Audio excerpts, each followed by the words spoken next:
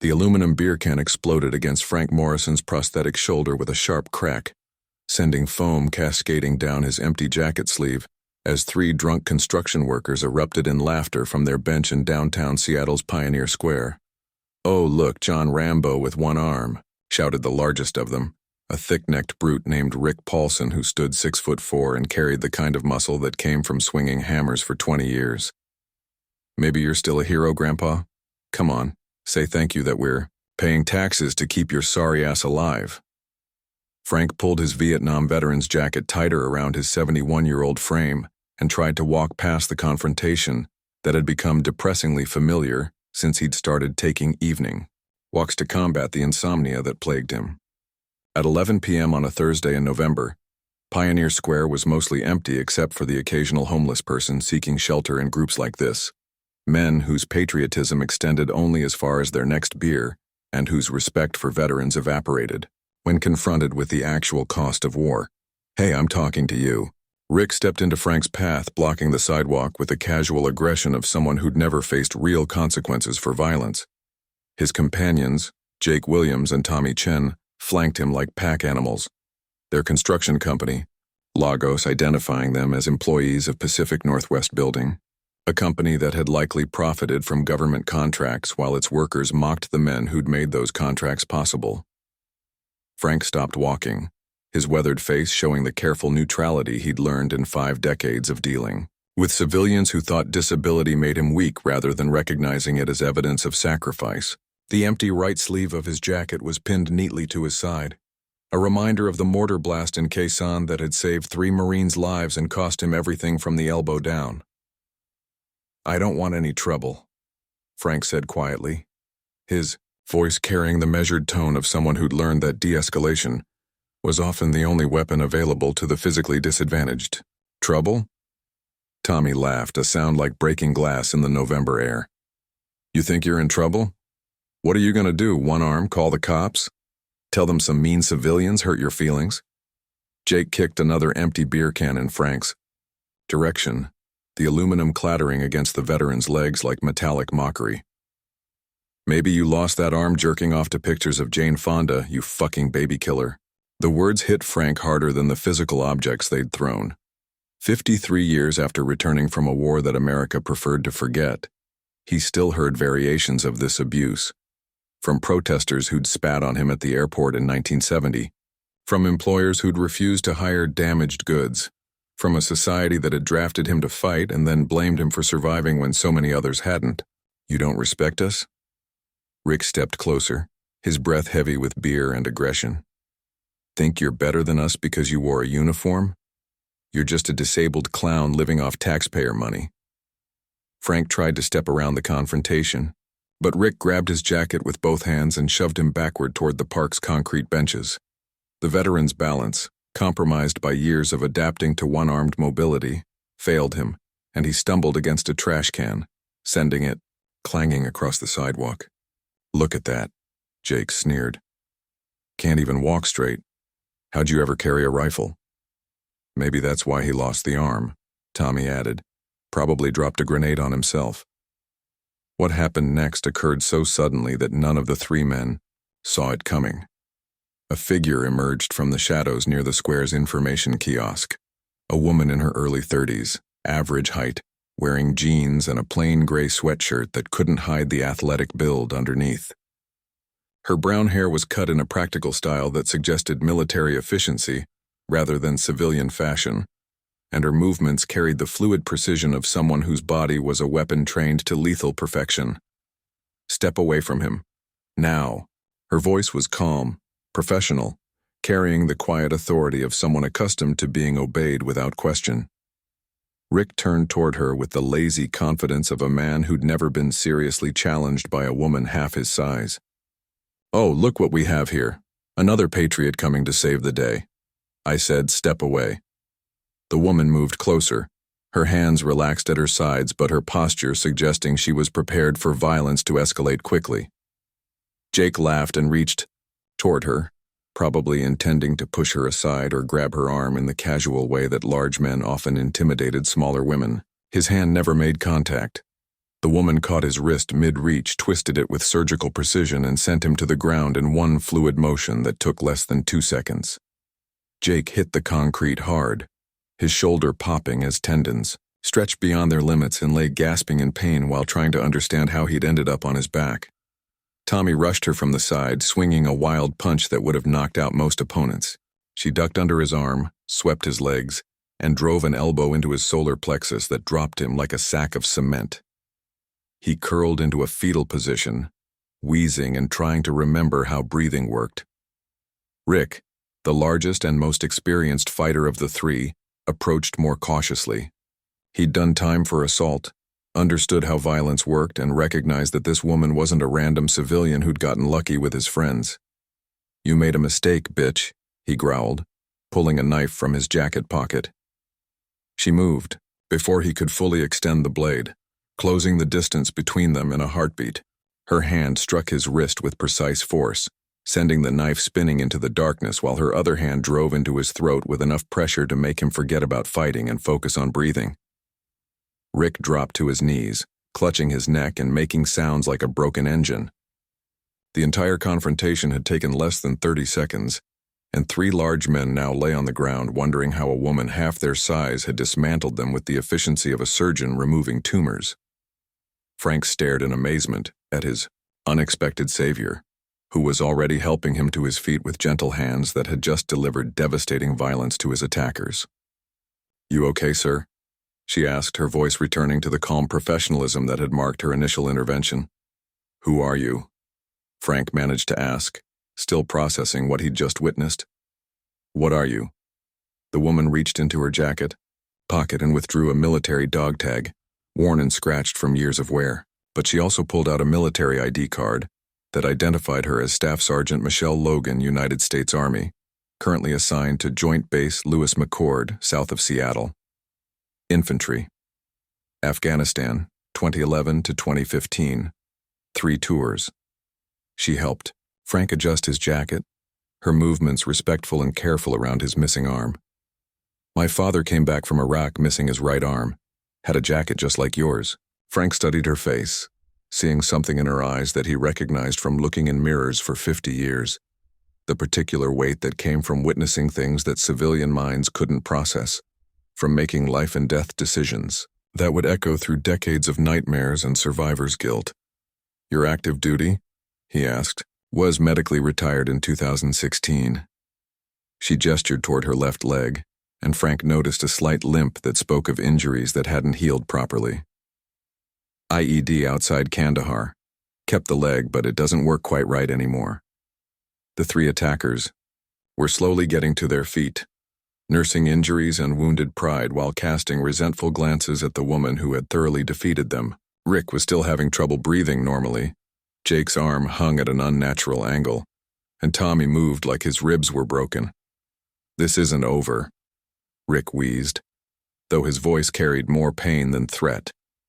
Michelle turned toward him with the calm intensity of a predator evaluating prey. "Yes, it is. You're going to leave now, and you're never going to bother veterans again. Because if I hear about you harassing disabled service members, I'll find you, and we'll continue this conversation." "You can't threaten us," Jake protested, though he was backing away as he spoke. "I'm not threatening anyone," Michelle replied with deadly calm. "I'm explaining consequences. I know where you work, Pacific Northwest Building Company. I know your names because your company shirts have them embroidered on them, and I know people who take veteran harassment very seriously." She pulled out her phone and showed them a contact labeled Seattle PD Veterans Unit, followed by another labeled King County District Attorney, Hate Crimes Division. "Assault on a disabled veteran is a federal hate crime," she continued. "Battery with a weapon, and yes, throwing objects counts as weapons, carries mandatory minimums. Public intoxication, disturbing the peace, and conspiracy to commit assault. Add additional charges. Would you like me to make some phone calls?" The 3 men looked at each other, finally understanding that they'd picked a fight with someone who had both the skills to destroy them physically and the connections to destroy them legally. They began backing away, muttering threats that lacked conviction and carrying themselves like animals that had been thoroughly defeated by a superior predator. "Get the fuck out of here," Tommy said, though his voice cracked with pain and humiliation. "We're leaving," Rick added, though he couldn't resist one final attempt at saving face. "Crazy military bitches protecting crazy military freaks." Michelle took 2 steps toward him, and Rick immediately shut up and hurried away, his friends following with the hasty retreat of men who'd learned their limitations the hard way. When they were gone, Frank found himself alone with the woman who had appeared like an avenging angel and dismantled 3 attackers with the efficiency of a professional soldier. The November air was cold against his face, but he felt warmer than he had in months. "Thank you," he said simply, though the words felt inadequate for what had just happened. "Thank you," Michelle replied, confusing him. "For what?" "For serving. For coming home broken and continuing to serve by showing the rest of us what sacrifice looks like." She gestured toward his empty sleeve. "My father used to say that disabled veterans were the most honest people in America because their bodies told the truth about what war costs." Frank felt tears welling up in his eyes and turned his face away, embarrassed to show emotion in front of someone who had just saved his dignity along with his physical safety. "I haven't felt useful in a long time." "You're still in service," Michelle said firmly, "just not on the front lines anymore. Every time you walk down this street, every time you wear that jacket, every time you survive another day with dignity intact, you're serving as an example of what it means to keep going when everything hurts." They walked together toward the bus stop where Frank caught his evening ride home, moving slowly to accommodate his age and her injury. The city around them was quiet now, the confrontation having restored the peace that 3 drunk men had disrupted with their cruelty. "Do you come here often?" Frank asked. "To the square, I mean." Michelle hesitated before answering. "I work downtown, security consulting for businesses that want to protect their employees from harassment and violence. Mostly corporate stuff, but sometimes I patrol public areas where veterans are known to be targeted." "You patrol for veterans?" "Someone has, too." Her voice carried a matter-of-fact tone that suggested this was simply part of her routine. "VA counselors tell guys like you to go for walks to help with PTSD and insomnia, but they don't mention that those walks sometimes turn into target practice for assholes who think disabled people are easy victims." Frank considered this, realizing that his encounters with hostile civilians might not be random events but part of a pattern that someone was actively working to combat. "How many veterans do you help?" "More than there should be," Michelle replied. "Less than need help." They reached the bus stop, which was well lit and equipped with security cameras that Frank hadn't noticed before. A sign posted near the bench read, "This area under electronic surveillance, King County Veterans Protection Initiative." "You had this planned," Frank said, understanding dawning in his voice. Michelle smiled for the first time since he'd met her. "I had 3 drunk construction workers under surveillance for 2 weeks. They've been harassing homeless veterans and disabled pedestrians every Thursday night when they get off their shift. Tonight I decided they needed to learn some consequences. You've been watching them?" "I've been watching over people they target. There's a difference." She pulled out a tablet and showed him surveillance footage of the 3 men harassing other veterans on previous nights. "Rick Paulson has 2 prior assault convictions. Jake Williams has a domestic violence record. Tommy Chen has been cited 3 times for public intoxication and disturbing the peace." Frank stared at the screen, seeing other veterans, some in wheelchairs, some with visible injuries, some simply old and frail, being tormented by the same 3 men who had attacked him tonight. "Why didn't you stop them sooner?" "Because I needed evidence of a pattern to get prosecutors interested in serious charges. 1 incident is a misdemeanor. 3 incidents become a hate crime with federal sentencing guidelines." Michelle closed the tablet and looked at Frank with the calculating expression of someone who thought several moves ahead. "Tonight's encounter will be the evidence that puts all 3 of them in federal prison." "You recorded it?" "The whole thing. Audio and video from multiple angles." She gestured toward cameras Frank was now noticing positioned throughout the square. "By tomorrow morning, their employers will have copies, their parole officers will have copies, and federal hate crime investigators will have copies." Frank's bus arrived, its doors opening with a hydraulic hiss that sounded like mechanical sympathy. He climbed aboard slowly. His 71-year-old body reminded him of every year that had passed since Quezon. "Will I see you again?" he asked through the window as the bus prepared to depart. "Every Thursday night," Michelle replied. "Same time, same route, I'll be watching." As the bus pulled away, Frank saw her walking back toward Pioneer Square, her slight limp barely visible as she moved with the purposeful stride of someone who had work to finish. Through the rear window, he watched her disappear into the shadows where she'd first emerged, becoming invisible again until the next veteran needed protection. Frank rode home thinking about what Michelle had told him, that he was still in service, just not on the front lines anymore. For the first time in years, the phrase felt true instead of like empty comfort from well-meaning civilians who didn't understand what service actually meant. The next morning, Frank woke up to news reports about federal hate crime charges filed against 3 Seattle construction workers for targeting disabled veterans. Video footage of the attacks had gone viral on social media, generating outrage and calls for stronger protections for vulnerable populations. Pacific Northwest Building Company issued a public statement terminating all 3 employees and announcing a company-wide training program about diversity, inclusion, and respect for veterans. The Seattle Police Department announced expanded patrols in areas frequented by homeless and disabled veterans. But what Frank didn't know, what the news reports didn't mention, and what would remain classified in federal law enforcement files, was that Michelle Logan wasn't just a medically retired veteran working private security contracts. She was a deep-cover federal agent whose medical retirement was carefully constructed legend designed to give her access to veteran communities being targeted by domestic terrorist networks.